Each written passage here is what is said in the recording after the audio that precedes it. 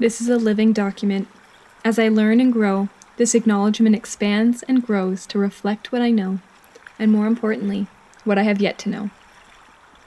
I want to acknowledge the land upon which I make my home. I seek to honor the footsteps that have marked the ground before mine and the words that have been spoken long before I took my first breath. I want to presently and continually acknowledge this to be the traditional territory of the Blackfoot Confederacy and Stoney Nakoda and Tsuut'ina nations. I also want to acknowledge the Métis Nation of Alberta Region 3 and the Inuit people who make this place their home.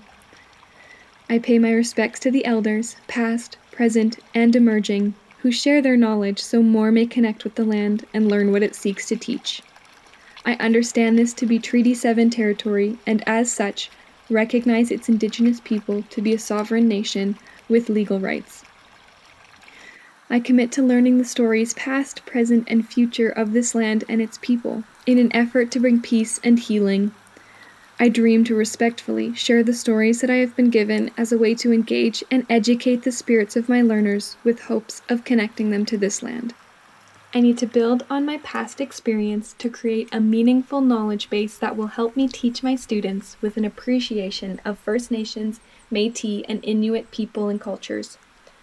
I have worked on Indigenous language documentation projects and with First Nations, Métis, and Inuit people in the social services field. Both experiences have provided me with many stories of hurt, but also stories of resilience and triumph. I commit to learning more stories so students hear a change in narrative in my classroom.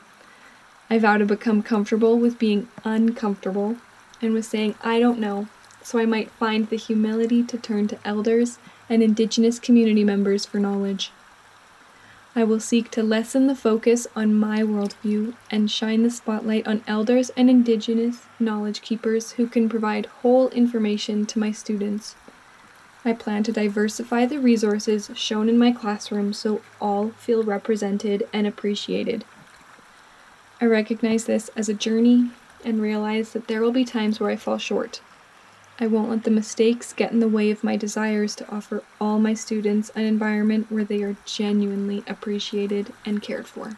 I make this acknowledgement in the spirit of reconciliation, so we may remember the land and all those who call it their home.